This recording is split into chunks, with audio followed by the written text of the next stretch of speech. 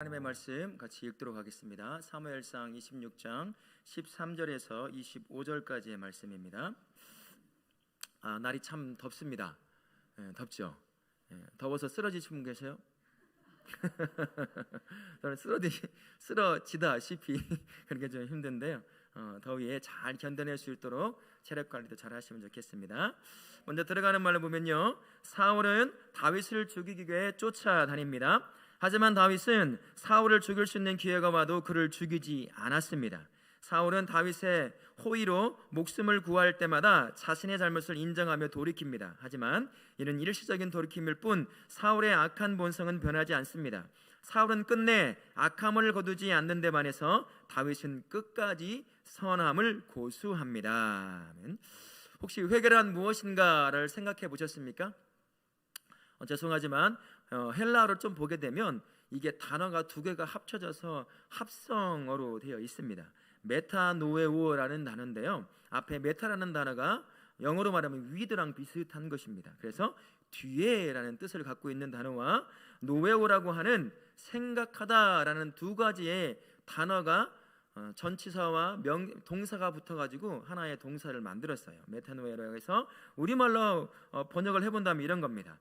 뒤로 돌아가 생각하다, 또 때로는 돌이켜 생각하다라고 할 수도 있고, 좀 더 의역을 해본다면 마음을 고치다라는 말로 그렇게 의미로 해석해 볼 수 있을 것입니다. 이 의미를 토대로 해서 다시 한번 말씀을 드리면, 회개라는 것은 그릇된 길에서 돌이켜 하나님께로 나아가는 것, 그릇된 길을 가다가 반대로 완전히 돌아서서 하나님 곁으로 돌아가는 것, 그것을 말하는 것입니다. 다른 말로 해본다면 하나님께 돌아가 잘못을 뉘우치고 용서받는 행위, 둘째 아들의 모습이 바로 그런 모습이라고 할 수 있을 것입니다.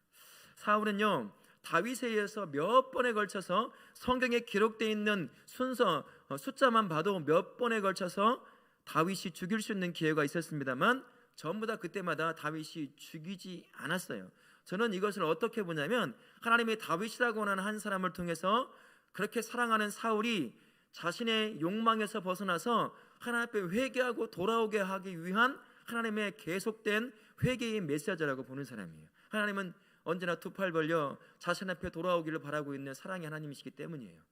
애따 죽어라 하고 나가게 하시는 분이 아니라 언제든 돌아오게 하시는 거예요. 그래서 이 사람을 통해서 저 사람을 통해서 환경을 통해서 끊임없이 돌이킬 수 있는 기회를 주시는데, 사울에게 지금 다윗이 그 사람인 것 같아요.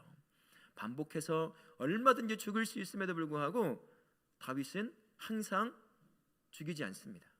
죽이려고 하는 모든 기회가 있을 때마다 그냥 여호와의 기름 부은 자를 함부로 죽일 수 없다는 그 마음을 갖고 고백하면서 나오는 것을 보게 돼요. 그때마다 사울은 어떻게 하죠? 내가 잘못했어 다윗아, 내가 너를 죽이려고 하더니 내 아들 다윗아 돌아와라 맨날 그러고 있어요. 그리고 다윗이 사라지면 똑같아지는 거예요. 또 2,000명 3,000명 군대 모아가지고 이제 잡으러 막 사막당을 다니고 난리가 나는 거예요. 사울은 진짜로 회개한 게 아니에요. 뉘우친 거예요. 뉘우친 거하고 회개는 달라요. 우리는 뉘우침 정말 잘해요. 그죠? 우리 아이들을 키워보면 이 뉘우침이 얼마나 우리가 잘하는지를 알 수 있어요. 그죠? 그게 바로 내가 그렇게 자라왔고, 또 뉘우침은 하지만 회개는 하지 않는다는 거예요. 회개를 했다면 사울이 아마 다윗이 다시 왕으로 세워지기까지 죽지 않고 아마 왕으로 섬겼을 거예요. 그 다음에 다윗이 이제 정식으로 2대 왕으로 즉위를 했을 것 같아요. 사울이 정말 회개했다면 하나님 앞에 갔을 것입니다. 돌이켜서 내가 잘못했다, 내가 죄를 저질렀다라고 말입니다. 그러나 사울에게 있어서는 회개가 아니라 뉘우침만 반복된 인생이다. 하나님을 찾는 사람은 회개하는 사람이라는 것이에요. 우리도 내가 회개를 한 것인지 뉘우친 것인지 한번 곰곰이 생각해 보세요. 많은 부분이 회개보다 뉘우침이 많다는 걸 알 수 있어요. 그거 왜 그러냐면 반복해서 짓기 때문에. 큰 죄도 아니거든요 사실. 근데 내가 짓는 죄, 큰 죄 뭐 있어요? 사람 죽이고 오셨어요? 보석상 털고 왔어요? 아니잖아요.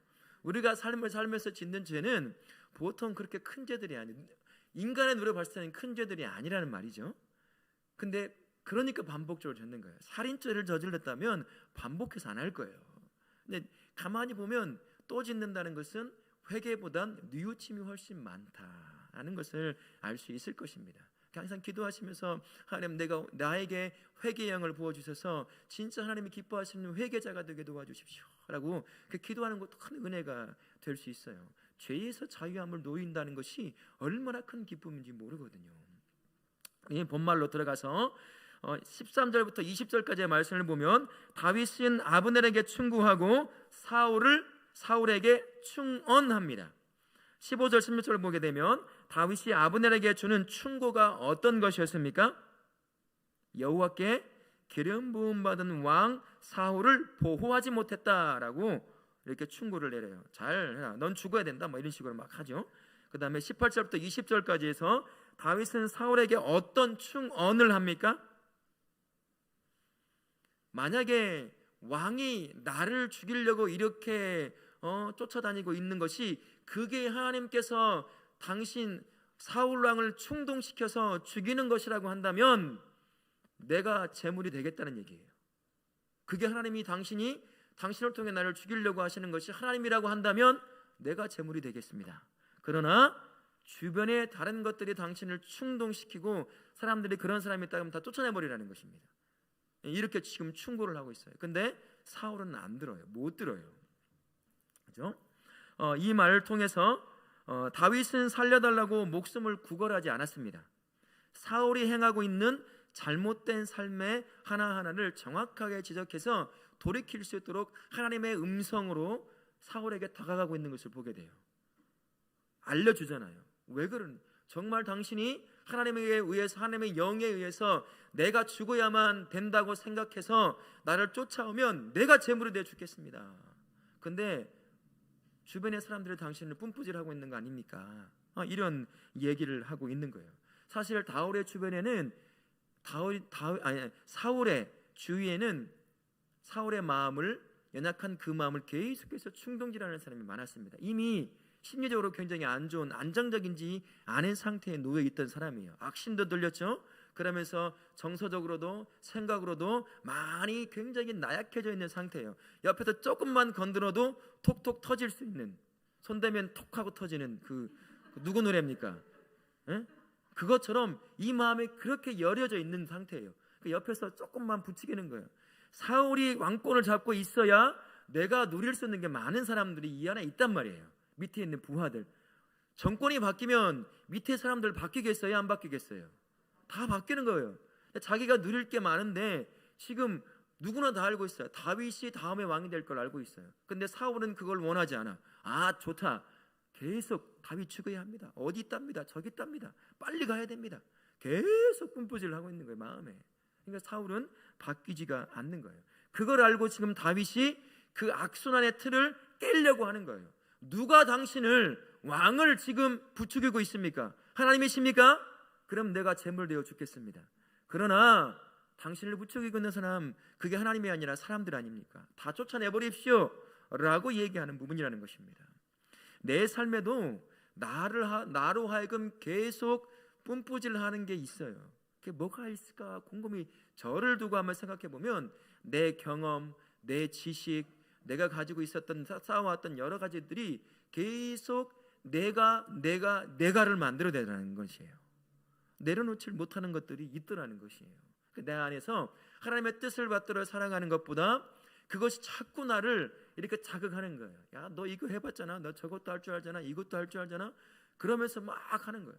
그러니까 하나님의 뜻을 쫓아 살아가기보단 내 경험을 쫓아 살아가는 경우가 참 많이 있더라는 것입니다.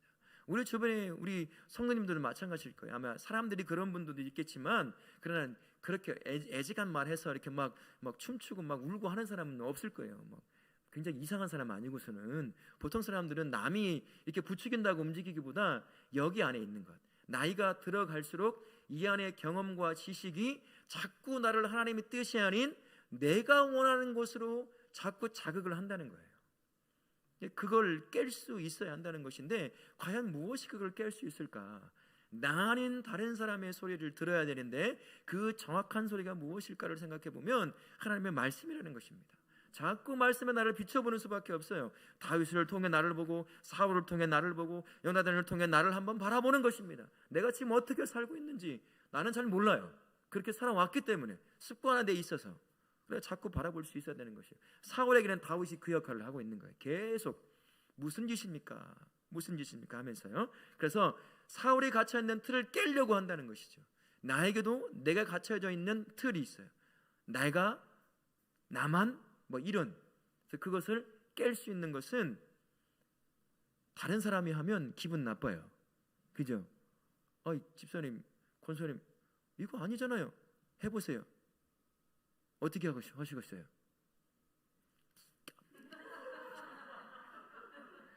무슨 말인지 아시죠? 이게 가는 것이에요. 네.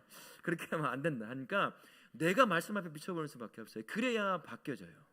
정말 남들이 기분 나쁘거든요. 사실 지나 잘하지라는 말이 일어나서 막 이렇게 날라와요. 그냥 그러니까 그 말을 듣기 전에 내가 말씀 앞에 계속 나가서 나 이런 놈이구나. 내가 이런 놈이었어. 내가 이런 니은이었구나.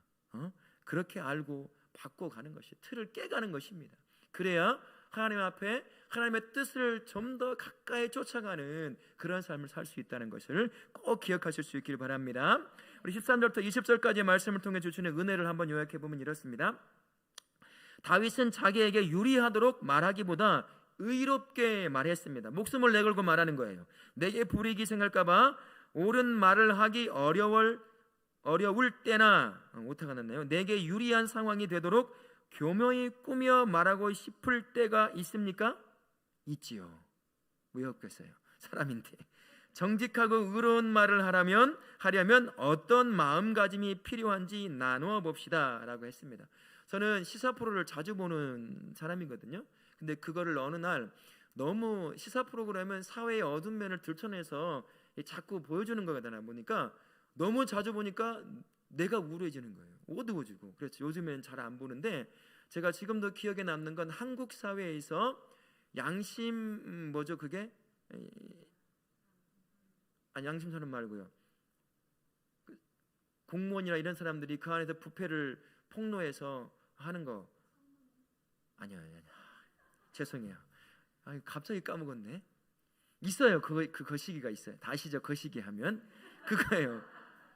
그렇게 누군가가 제가 대전에 있는 카이스트 대학에 대한 그 시사 프로를 한번 본 적이 있어요. 대학원생이었는데 이 내부자 고발, 양심 선언 뭐 이런 것들 다 박수. 누구 아빠예요? 누구? 우리나라에서는 내부 고발자는 인생이 망하는 거예요. 매장돼 버려요. 카이스트에서 이런 일이 있었어요. 이 최고의 지성들이 연구실을 갈 때 이게 연구실 이제 박사나 석사 과정 되면 나라에서 지원금을 받거든요. 그걸 받으려면 출퇴근하는 것이 증명이 돼야 돼요. 근데 안 가요. 안 가고 누구 한 명이 쭉 이만큼 갖고 가가지고 다 찍는 거예요. 어떤 양심이 있는 애가 그걸 보고 도저히 못 참겠는 거예요. 학교에 그걸 일렀어요. 학교에서 그걸 제대로 바로 잡아야 되는데 만약에 그렇게 하면 학교의 명예가 떨어지죠. 학교에게 오게 될 정부 지원금이 줄어드는 거예요. 그러니까 자꾸 입을 막는 거예요. 그러면서 지도교수부터 해서 이 아이의 자기가 박사과정으로 그 연구실을 들어가야 될 모든 번호를 바꿔버린 거예요. 이 아이는 완전히 그 학교에서 매장이 돼버렸어요. 한국 사회에서 이 바른 말을 한다는 게 굉장히 두려운 사회예요. 우리 공무원들 여기 계셔요? 공무원들? 아마 공무원들 더 심하실 거예요. 내부 고발자가 더 정의로운 그러한 단체를 만들어가는 그 일이 얼마나 어려운지 목숨을 걸고 내일이라고 하는 그 삶을 걸고 하지 않으면 결코 할 수 없는 게 한국 사회에서의 내부 고발이라고 정의로운 말을 하는 것입니다. 근데 이 안에서 갇혀있는 사람들이 성도도 참 많이 있다는 거예요. 그게 두려워서 정직한 말을 하지 못하는 사람들 참 많이 있다는 거예요. 그러니까 이전에는 1000만 명씩 됐잖아요. 우리 기독교인이 교회 다니는 출석하는 사람들이. 사회가 이렇게 도덕적으로 윤리적으로 그렇게 많이 발달을 못하는 이유가 바로 거기 있는 거예요. 이게 다윗처럼 목숨을 내걸고 옳은 것에 대해서 정확하게 말할 수 있어야 되는데 그게 안 돼요. 그거에 앞서서 누가 해야 되느냐? 정의를 아는 사람, 공의를 살아가야 될 사람, 그 사람은 그리스도인이 그 일을 해야 된다는 거예요. 근데 두렵잖아요. 내 밥벌이가 끊어지는 거예요. 잘못하면 막히는 거예요. 애 셋인데 어떻게 먹이 살려요? 잘리면 나이도 있고 한데. 그 두려워서 가만히 있는 거예요. 눈 감아주고서 그러면서 한편으로는 동조하지만 않는 거 있는 거예요. 그냥 가는 거예요. 나는 그렇게만 안 하면 되지. 그리고 참고 가는 것이죠. 이거는 하나님이 원치 않는 거라는 것입니다. 내가 세워진 곳, 내가 예수님과 동행하니까 그곳은 무엇이 세워진 것이죠? 교회가 세워진 곳이에요. 내가 예수님과 동행하니까 나는 교회거든요. 움직이는 교회예요. 움직이는 교회가 세워진 곳에는 무엇이 흘러내려야죠? 정의와 공의가 흘러내려야 돼요. 근데 막혀버려요. 먹고 사는 문제 때문에. 이런 일이 발생해서는 안 된다는 것입니다. 그런 두려움을 이기고 정의로운 말, 정확한 말을 할 수 있으려고 한다면 살아계신 하나님에 대한 확고한 믿음이 필요해요. 내가 이렇게 살아갔을 때 하나님은 나를 죽이지 않는다, 멸망시키지 않는다라는 확고한 믿음이 있을 때 그 일을 행할 수 있는 것 같아요. 그게 없으면, 그 믿음이 없으면 못해요. 이렇게 살다가 나 완전히 망하는 거 아니야? 순식간에 하나님이 사라지는 것이죠. 머릿속에서, 삶에서. 그러니 말을 못한다는 것입니다. 불의를 보고 나쁜 것을 보면 얘기해야 돼요.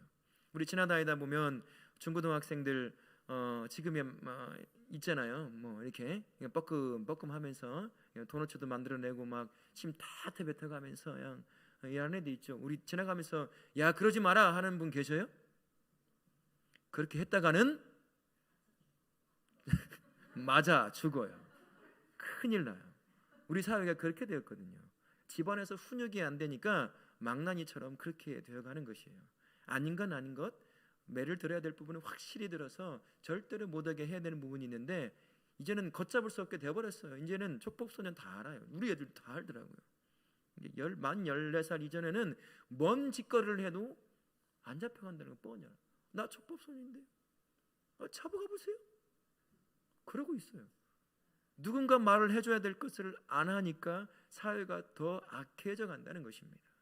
그 책임이 누구에게 있냐면 성도에게 있는 거예요. 하나님이 그 책임을 우리에게 물으시는 것입니다.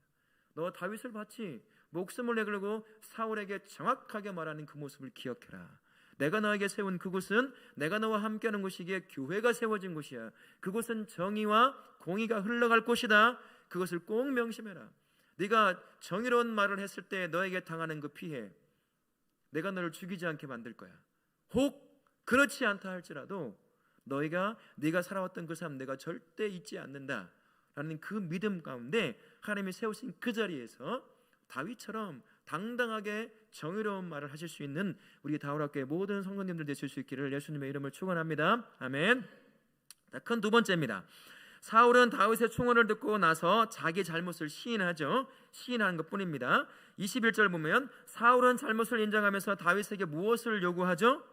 내가 범죄했다. 돌아오라. 내가 다시는 너를 해하지 않겠다. 이 말은 거짓말이에요. 돌아와. 그러면 내가 너를 죽여줄게. 이 말인 거예요. 지금 하나도 안 변했어요. 사울은. 자, 두 번째 22절 24절까지 다윗이 사울의 창만 돌려보내면서 그의 요구를 거절한 이유는 무엇입니까?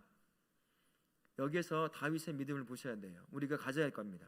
여호와께서 이 모든 일에 대하여 공의와 신실을 따라서 갚으실 것이기 때문이야. 이것을 다윗은 알았어요. 우리가 가져야 할 게 이겁니다. 내가 정의롭고 공의롭게 살아가는 그 삶에 대해서 누군가 나에게 해를 가하고 피해를 준다면 그에 대해서 하나님이 반드시 갚을 거라는 믿음을 갖고 있어야 한다는 것이죠. 그리고 여호와께서 다윗의 생명을 중히 여길 것이다. 도망자의 신세지만 모든 환난에서 자신을 구해낼 것에 대해서 확고한 믿음을 갖고 있었던 사람이 다윗이라는 것입니다. 그래서 거절한 것이죠. 세 번째 25절입니다. 사울이 다윗과 마지막 이별을 구하면서 해준 축복의 말은 무엇입니까? 참 이분 잘 살아있어요. 이 말을 가지고 자기 인생의 말하고 돌이키면 얼마나 좋았을까. 이대로 끝까지 가는 거예요. 변화가 되지 않고. 사울이라는 사람이 하나님과 1대1로 만나지를 못하니까 계속 이렇게 가는 거예요. 다른 사람한테는 축복의 말을 그렇게 해주면서 자기 자신에게는 축복이 없는 거예요. 이렇게 살다가 이게 마지막 다윗과의 만남이에요. 이러고 얼마 있다가 죽어요. 끝나요. 아들 다 죽고 자기도 죽고 끝나버렸네. 비참합니다. 초대왕으로서 존경받을 그러한 사람이었지만 그렇게 떠나버리게 되는 것입니다. 사울과 다윗의 대화는 모든 과정을 보면요, 사울은 진심으로 회개한 것처럼 보여져요. 그러나 그렇지 않습니다. 바로 28장을 넘어가면 무슨 일이 발생한 줄 아세요? 하나님께 전쟁을, 블레셋과 전쟁을 해야 되는데 하나님 앞에 나아가 봤어요. 이걸로도 해두고 하나님은 응답 안 하고 저걸로도 안 하고 하나님은 응답 안 하니까 누굴 찾아간 줄 아세요? 신접한 귀신 들린 여자를 쫓아갔어요. 자기가 바로 그 이전에 다 없앴다고 했거든요. 근데 살아있는 걸 아는 거예요. 남겨뒀다는 얘기예요. 지금 불안하니까 점쟁이를 남겨두는 것처럼 그 사람을 쫓아가는 거예요. 그 시간에 더 깊이 하나님 앞에 나아갔어야 할 사울이 하나님 앞에 나아가는 것이 아니라 점쟁이를 쫓아갔다는 것은 여전히 하나님 앞에 돌이켜서 회개하지 않았다는 것을 보여주는 거예요. 사울은 그렇게 살다가 끝나버리고 맙니다. 21절부터 25절까지의 말씀을 통해서 주시는 은혜는 이것인데요, 사울이 잘못을 시인한 것은 온전한 회개가 아니었습니다. 그는 끝내 다윗을 향한 증오를 모르지 못했습니다. 회개는 죄를 인정하는 데서 그치지 않고 죄로부터 완전히 돌아서는 것입니다. 잘못인 줄 알고 시인하기도 하지만 결정적으로 돌아서지 못하는 죄가 있다고 한다면 이야기해 봅시다. 죄에서 돌이킬 수 있도록 기도해 줍시다. 이건 힘들어요. 내 죄를 누구한테 고백하겠어요? 인생 매장될 일은 없잖아요. 그러면 안 되니까 하나님 앞에 고백해야 되겠죠. 다른 사람들에게 말할 수 없는 죄들이 다 저를 포함해서 여기 안에 다 한 가지 이상씩은 다 가지고 계실 거예요. 나 안 가지고 있습니다 라고 하는 사람은 손 한번 들어보세요. 제가 축복해드리겠습니다. 다 있어요. 나와 하나님만 아는 죄, 이 안에 내 남편도 내 아내도 내 자식도 모르는 이 안에 꼼꼼히 숨겨서 아무도 모르겠지라고 생각하는 그 죄가 내 안에 있다는 거예요. 그걸 어떻게 쉽게 알 수 있냐면 반복되는 것을 보면 알 수가 있다는 거예요. 그게 뉘우침은 있지만 회개함이 없는 거라는 것입니다. 이걸 내려놓아야 된다는 거예요. 이게 남아있으면요 어떤 마음이 들까요? 굉장히 이 영혼과 마음이 불편해요.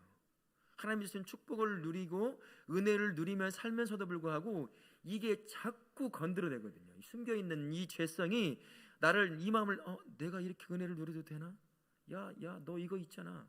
계속 내 안에 죄책감을 일으키기 시작하는 것입니다. 불안함을 계속 만들어내요. 그래서 문제가, 조그만 문제가, 사람 살다 보면 문제 생길 수 있어요, 없어요? 하나님을 믿는 사람도 문제 생기나요, 안 생기나요? 크고 작은 문제 막 생겨요. 작은 문제 하나만 생기면 이 안에 숨겨놨던 죄 때문에 그러나 보다, 하나님이 벌 주시는가 보다, 그 생각부터 해가지고 계속 불안함이 이 안에 잔존해 있어요. 저도 마찬가지. 그것을 끊고 버리고 애를 쓰지만 또다시 굴러 들어오는 것처럼, 마치 이 고무줄이라든지 죄가 고무줄이 달려있는 것처럼 막 던졌는데 날아간 것 같은, 다시 휙 날아와서 내 안에 쏙 들어오는 것 같은 그런 삶이 반복이 이루어진다는 것입니다. 이 안에 있어서 계속 하나님인 예수님께서 십자가에서 이루신 진정한 영혼의 자유, 삶의 자유, 죄에서의 자유함을 못 느끼며 살아가는 거예요. 불안함에, 그리고 죄책감에, 그리고 끼рем칙한, 화장실 갔는데 밑을 안 닦고 나온 거 아시죠? 경험해 보셨어요?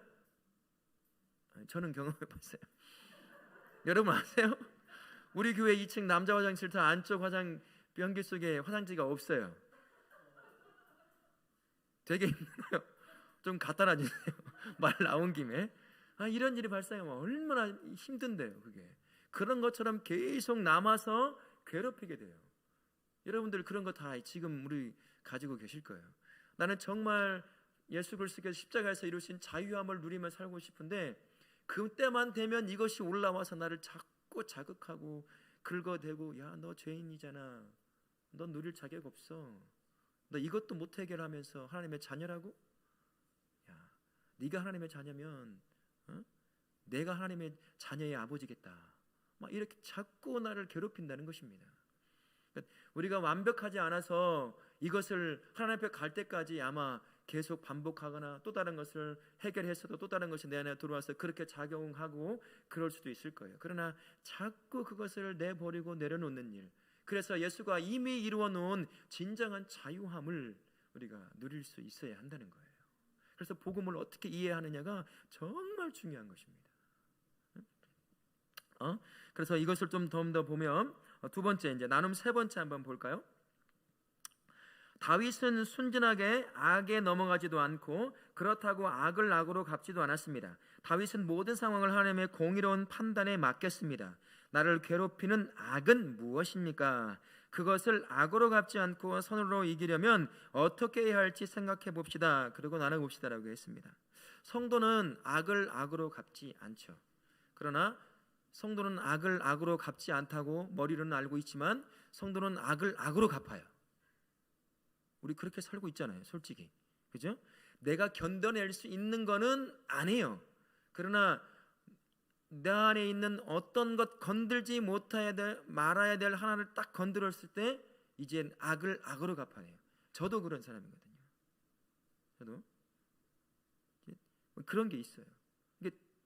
그걸 알면서 머리로 아는 것과 실제 그것이 나를 지배하는 것은 다르더라고요. 우리 여러분 성도님들 다 그런 게 있을 거예요. 어느 수준까지 내가 이만큼은 참을 수 있어. 오늘 내가 참는다. 내가 3번 참는다. 한 번 더 참는다. 이렇게 되는 것이죠. 팡 터져버리는 것이죠. 이게 우리 안에 있는 거예요. 그래서 악을 악으로 그대로 갚아내는 것이라는 것입니다. 참 어리석게 보일 수 있어요. 악을 악으로 갚지 않고 참아내고 거기서 선언을 하면 내가 손해보는 것 같고 내가 지는 것 같잖아요. 지기 싫어하는 사람은 얼마나 자존심 상하겠어요. 나는 정당한데 내가 마치 죄인인 것처럼 내가 잘못한 것처럼 아이고 죄송합니다 라고 얘기해야 된다는 게 정말 억울할 때가 있다는 거예요. 저는 그럴 때가 있었어요. 그래서 기도할 때 그 사람 두고 하나님 오늘 내가 이 시간에 이 사람 두고 내가 30분 내에 내가 할 수 있는 모든 욕을 다 해서 욕을 할 겁니다. 하나님 들어주세요. 실제로 그렇게 해본 적이 있어요. 그러더니 속이 시원하긴 했어요. 속만 시원해요. 그냥 그때만. 그런 게 있더라는 거예요. 이 안에 누구나 다 마찬가지 연약함이 그렇게 있더라는 것입니다. 그래도 우리가 근본적으로 알고 내 삶의 원칙으로 삼아야 될 것은 성도는 악을 악으로 갚지 않는 것이다 라는 것을 기억하시면서 내 안에 연약함 하나님 앞에 고백하는 거예요. 하나님 내가 지금 이렇게 온 것을 똑같이 갚으려고 하는 마음이 내 안에 있습니다. 하나님 나를 도와주십시오. 비록 내가 지금 이렇게 져주는 것처럼 내가 무릎을 꿇으면 내가 억울하고 내가 창피하고 내가 손해보는 것 같지만 다윗에게 그러셨던 것처럼 언젠가 이 부분에서 주님은 악을 정말 싫어하시니까 내가 갚는 것보다 하나님의 직접 갚아버리면 내가 갚는 것 1000배 만배 억배 더 갚아주시니 그걸 믿고 내가 참을 수 있는 능력을 주십시오 라고 기도하는 거예요. 내가 악으로 갚으면 속은 시원할지 모르지만 어떤 일이 발생할까요? 해봤잖아요. 마치 안 해보신 분처럼 이렇게 가만히 계시면 어떡해요? 더 커져요. 집안 난리 나죠 이제.